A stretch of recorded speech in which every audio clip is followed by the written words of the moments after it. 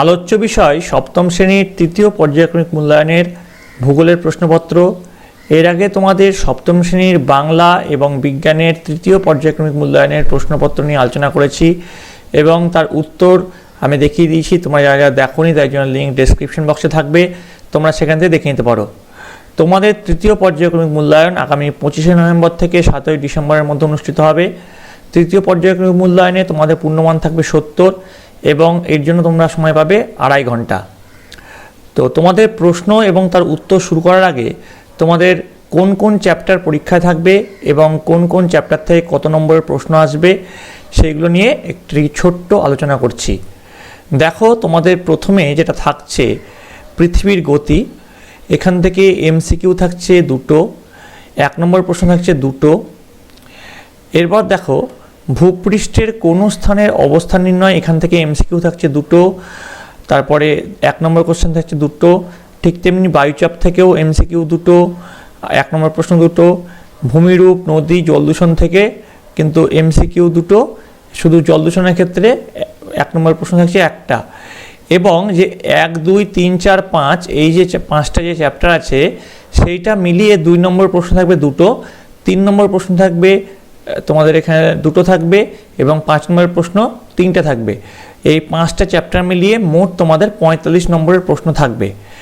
পরবর্তী দেখো 6 নম্বর যে চ্যাপ্টারটা আছে জলদূষণ, সেখানে তোমাদের এমসিকিউ থাকবে 2টো, 1 নম্বর প্রশ্ন থাকবে 1টা।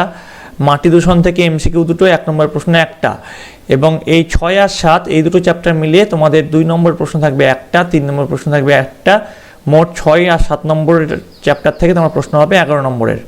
ইউরোপ, এখান থেকে তোমাদের ম্যাপ পয়েন্টিং থাকবে 5টা থাকছে, 1 নম্বর অর্থাৎ এমসিকিউ থাকছে 2টো, 1 নম্বর প্রশ্ন থাকছে 2টো, 2 নম্বর প্রশ্ন থাকছে 1টা, 3 নম্বর প্রশ্ন থাকছে 1টা, অর্থাৎ মোট 14 নম্বরের প্রশ্ন থাকছে। অর্থাৎ যেটা দেখা গেল তোমাদের ম্যাপ পয়েন্টিং থাকছে 5 নম্বরের, এমসিকিউ থাকছে 16 নম্বরের, 1 নম্বর প্রশ্ন থাকছে 14 নম্বরের, 2 নম্বর প্রশ্ন থাকছে 8 নম্বরের, 3 নম্বর প্রশ্ন থাকছে 12 নম্বরের, 5 নম্বর প্রশ্ন থাকছে 15 নম্বরের। মোট 70 নম্বরের তোমাদের পরীক্ষা হবে। তো দেখে নাও এবার পরীক্ষার প্রশ্নপত্র ঠিক কেমন হবে।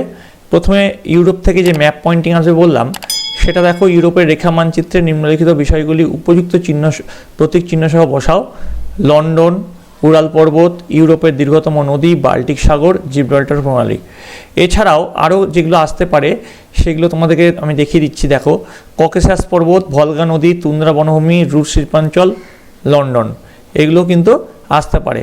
এগুলো কিন্তু খুব ইম্পর্ট্যান্ট। এবার দেখো চলে আসছে সঠিক উত্তরটি নির্বাচন করে লেখো। 16টা এমসিকিউ প্রশ্ন থাকবে বললাম, সেই 16টা প্রশ্ন আমরা দেখে নিচ্ছি। যে নদী একাধিক দেশের মধ্য দিয়ে প্রবাহিত হয় তাকে বলে আন্তর্জাতিক নদী। এবার দেখো চলে আসছি তোমাদের পরের প্রশ্ন, আমি তার একটু হাইলাইট করে দিই তাহলে তোমার দেখতে সুবিধা হবে। এটা হবে আন্তর্জাতিক নদী।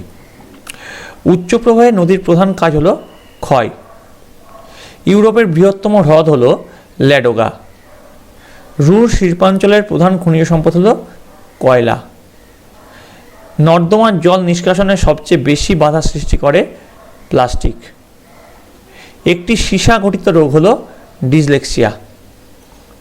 কর্কট ক্রান্তি রেখার উপর সূর্য লম্বভাবে কিরণ দেয় 21শে জুন। 1 ডিগ্রি অন্তর মোট দ্রাঘিমারেখার সংখ্যা 180টি।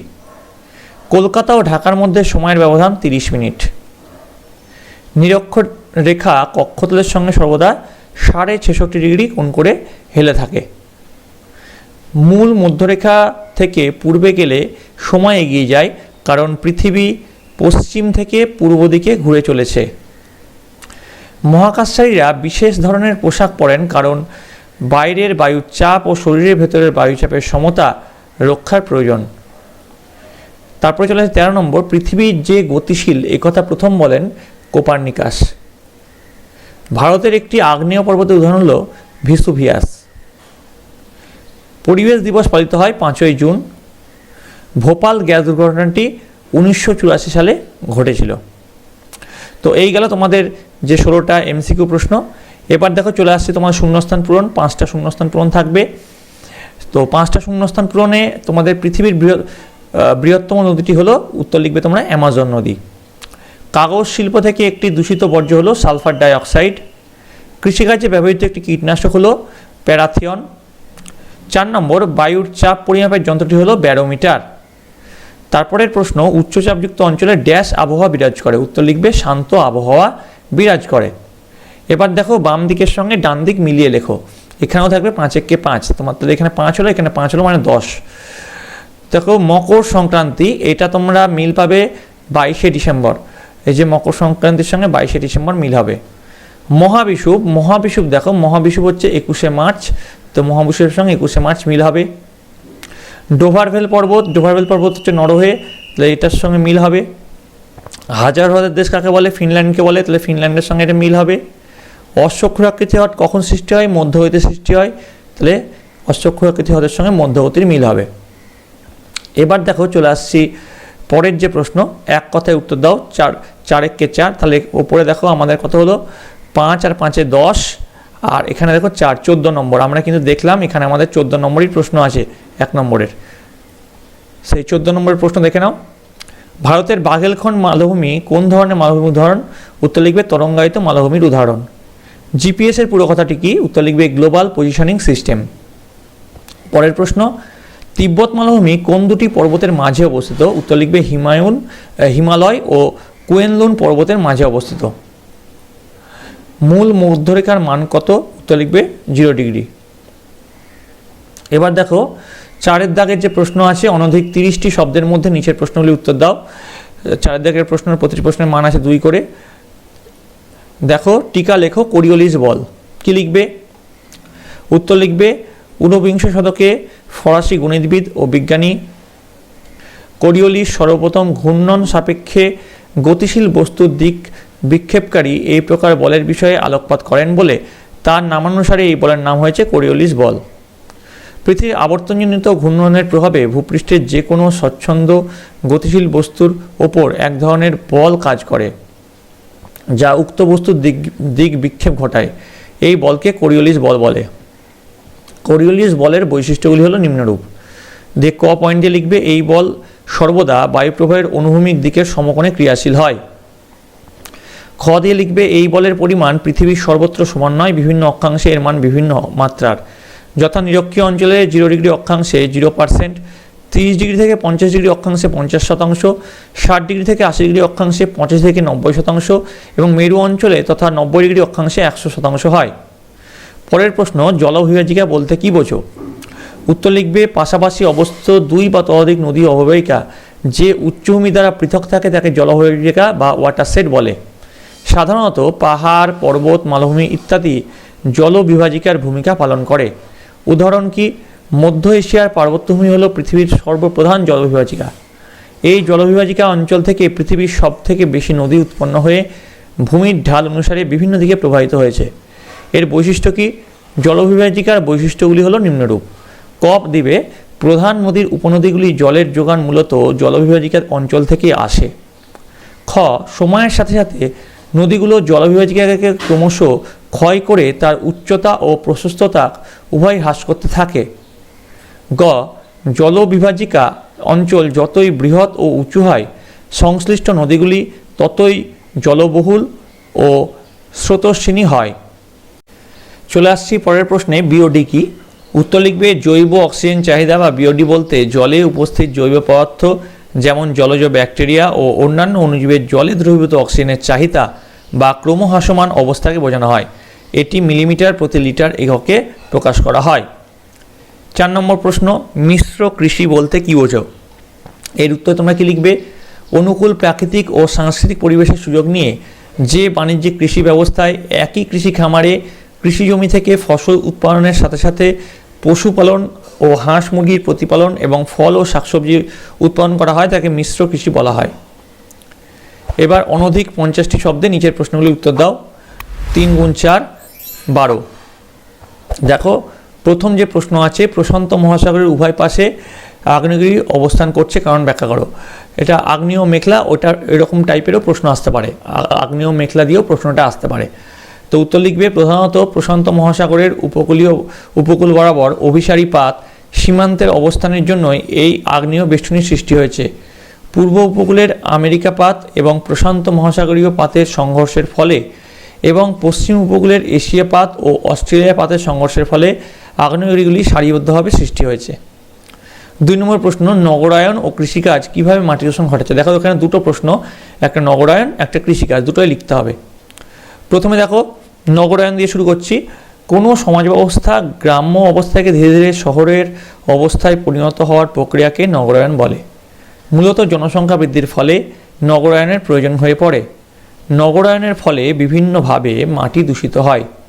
1 নম্বর পয়েন্ট দেবে, অতিরিক্ত জনসংখ্যা বৃদ্ধির ফলে অরণ্য ধ্বংস হয়, জলাভূমি বুঝিয়ে বসতি তৈরি হচ্ছে ও গ্রামগুলি আধুনিকীকরণের দ্বারা শহরে পরিণত হচ্ছে, যার ফলেও বৃক্ষচ্ছেদন, কৃষিজমি হ্রাস পাচ্ছে। 2 নম্বর পয়েন্ট দিয়ে লিখবে, কর্মসংস্থানের জন্য যে শিল্প কারখানা ও বিদ্যুৎ কেন্দ্র তৈরি হচ্ছে সেখান থেকে বিষাক্ত বর্জ্য, তেজস্ক্রিয় বর্জ্য মাটিতে নিক্ষেপিত হচ্ছে ও গৃহস্থলীর আবর্জনা নিক্ষেপ ও নগরায়নের সময় মাটিতে পড়ে থাকা ইট, পাথর, বালির স্তূপ মাটি দূষণকে ত্বরান্বিত করে। 3 নম্বর, নগরায়নের ফলে পরিবহন ব্যবস্থা উন্নতি ঘটে, যানবাহনের সংখ্যা বৃদ্ধি পায়, ফলে বায়ু দূষণ বাড়ে এবং অ্যাসিড বৃষ্টি সৃষ্টি হয়। এই অ্যাসিড বৃষ্টি মাটিতে পড়ে মাটির অম্লত্ব বাড়িয়ে দেয়। এবার দেখো তারপরে যেটা প্রশ্নটা ছিল, কৃষিকাজ কীভাবে মাটি দূষণ ঘটাচ্ছে।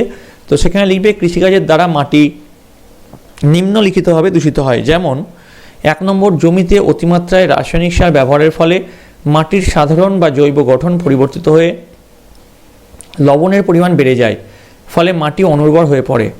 2 নম্বর, ফসলে রোগ পোকামাকড়ের আক্রমণ ঠেকাতে যে বিষাক্ত কীটনাশক ব্যবহার করা হয় তা মাটি মধ্যস্থ বিভিন্ন উপকারী প্রাণী ও অণুজীবদের মেরে ফেলে, যার ফলে মাটির স্বাভাবিক উর্বরতা নষ্ট হয়ে যায়।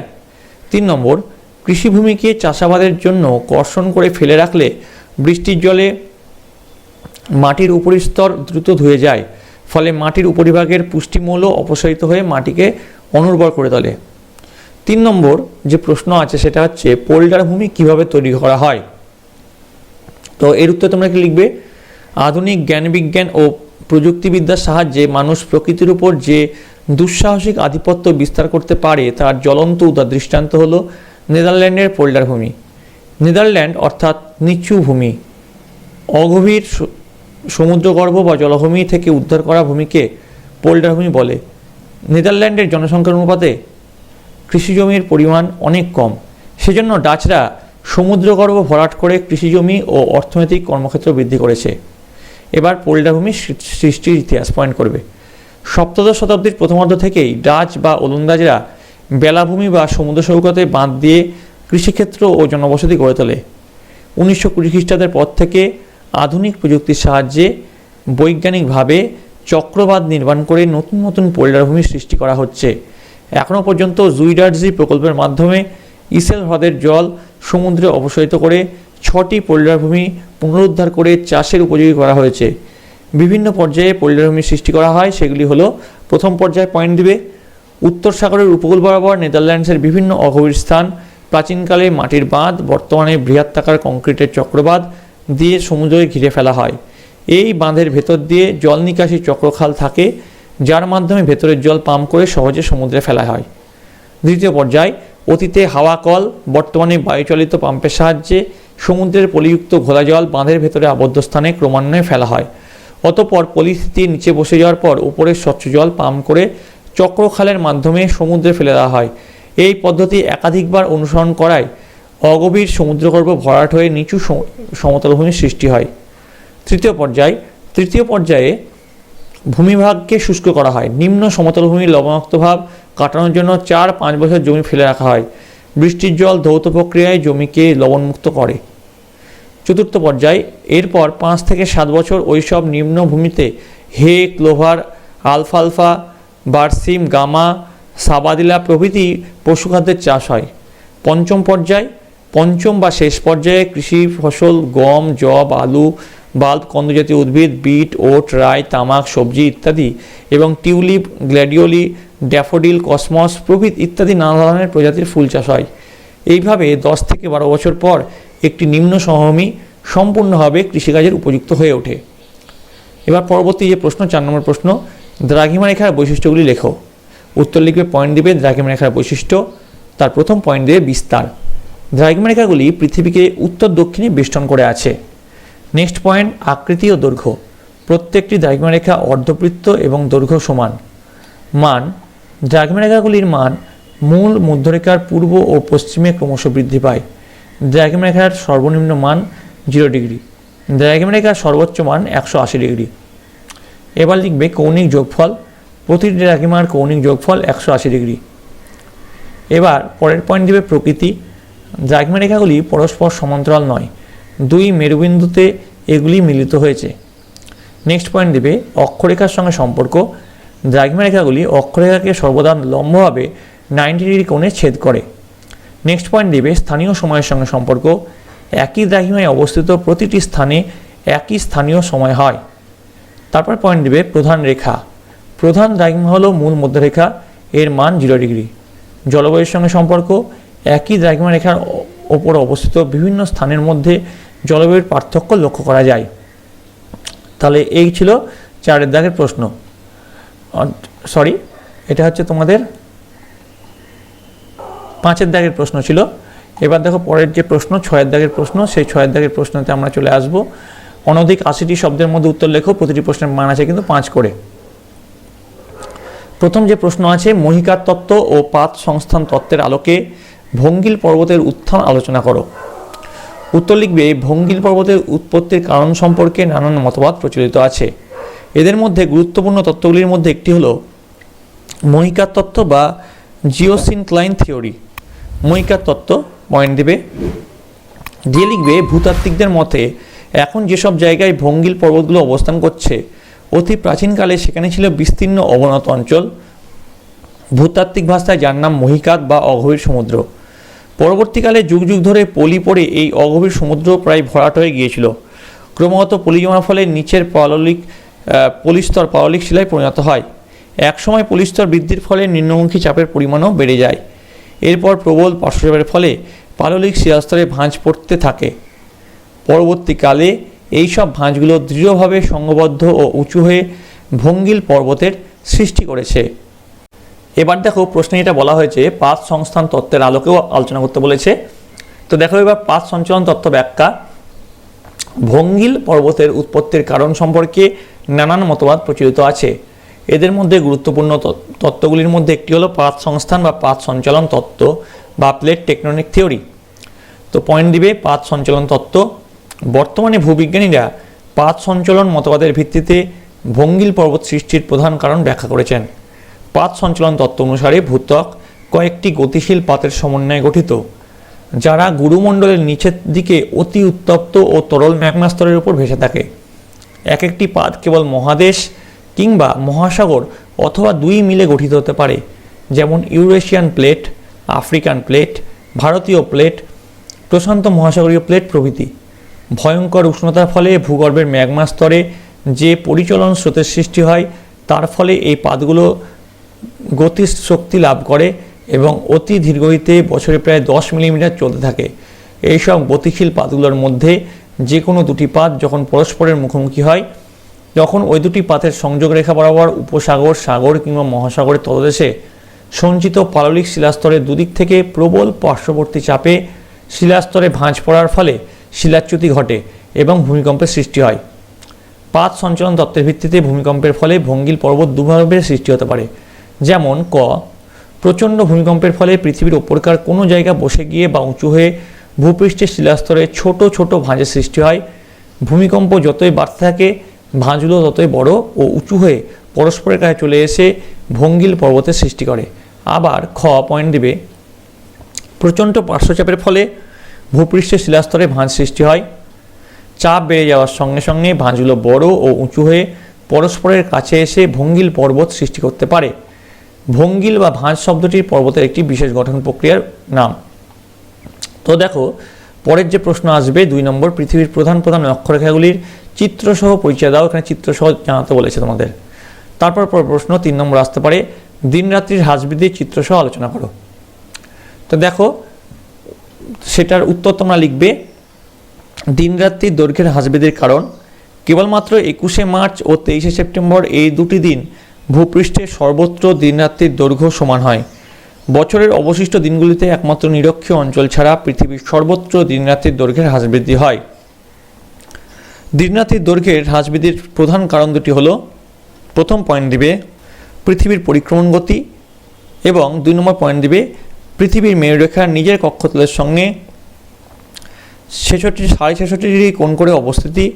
এছাড়া আরও যেসব কারণে ভূপৃষ্ঠে দিনরাত্রির দৈর্ঘ্যের হ্রাস বৃদ্ধি হয় সেগুলি হলো পৃথিবীর গোলীয় আকৃতি, পৃথিবীর আবর্তন গতি, পৃথিবীর উপবৃত্তাকার কক্ষপথ, পৃথিবীর মেরুরেখার সর্বদা একই দিকে অবস্থিতি, সূর্যের আপাত দৈনিক ও বার্ষিক গতি প্রভৃতি। এবার যেহেতু এটা চিত্রসহ বলেছে, তাহলে দেখো এই চিত্রটা তোমরা এঁকে দেবে, ভালো করে দেখে নাও, ভালো করে দেখে স্ক্রিনশট তুলে নাও যে এই চিত্রটা কিন্তু তোমাদেরকে আঁকতে হবে। এবার দেখো দিনরাত্রির দৈর্ঘ্যের পরিবর্তন লিখবে, বছরের বিভিন্ন সময়ে কক্ষপথে পৃথিবীর অবস্থান সূক্ষ্মভাবে লক্ষ্য করলে পৃথিবীতে দিনরাত্রির দৈর্ঘ্যের হ্রাস বৃদ্ধি কীভাবে হচ্ছে তা বোঝা যায়। কর্কট সংক্রান্তিতে 21শে জুন তারিখে পৃথিবীর কক্ষপথের এমন এক স্থানে অবস্থান করে যে দক্ষিণ গোলার্ধের তুলনায় উত্তর গোলার্ধে সূর্যের দিকে বেশি ঝুঁকে থাকে। ওই দিন সূর্য কর্কট ক্রান্তি রেখার উপর লম্বভাবে কিরণ দেয়, ফলে ওই দিন উত্তর গোলার্ধে সবচেয়ে বড় দিন এবং সবচেয়ে ছোট রাত হয় এবং দক্ষিণ গোলার্ধে এর ঠিক বিপরীত অবস্থা দেখা যায়। কর্কট সংক্রান্তির পরবর্তী সময়ে 21শে জুনের পর থেকে দক্ষিণ গোলার্ধ সূর্যের দিকে এবং উত্তর গোলার্ধে সূর্যের দিক থেকে ক্রমশ দূরে সরতে থাকে। তখন থেকে সূর্যের দক্ষিণায়ন শুরু হয় এবং উত্তর গোলার্ধে ক্রমশ দিন ছোট ও রাত বড় হতে থাকে। দক্ষিণ গোলার্ধে এই সময় ঠিক তার বিপরীত ঘটনা ঘটে। তো দেখো, এই ছিল তোমাদের সপ্তম শ্রেণীর ভূগোলের প্রশ্নপত্র।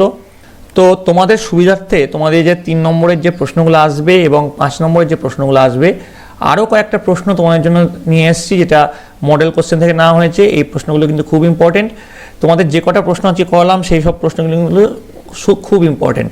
দেখো 3 মার্কসের যে প্রশ্ন কয়েকটা থাকতে পারে, অক্ষরেখার চিত্র অঙ্কন করো এবং 2টি প্রধান বৈশিষ্ট্য লেখো, বা আসতে পারে নিত্যবহ ও অনিত্যবহ নদীর তুলনা করো, বা আসতে পারে তোমার গ্রামের মাটিতে জল ধারণ ক্ষমতা খুব বেশি, তুমি কিভাবে চাষাবাদ করবে, বা আসতে পারে কৃষ্ণসাগরে পতিত হয়েছে ইউরোপের এমন একটি নদীর সংক্ষিপ্ত পরিচয় দাও।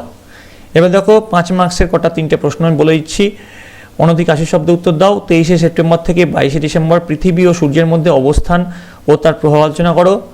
আবার আসতে পারে পর্বত বেষ্টিত মালভূমি ও ব্যবচ্ছিন্ন মালভূমির চিত্র অঙ্কন করো এবং বৈশিষ্ট্য লেখো। আবার আসতে পারে বায়ুচাপের পার্থক্যের কারণগুলি আলোচনা করো। তো এই সব প্রশ্নগুলো কিন্তু আসতে পারে।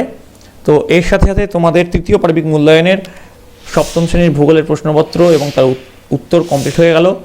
তোমাদের এই ভিডিওটি যদি ভালো লেগে থাকে বন্ধুদের কাছে অনেক অনেক শেয়ার করবে।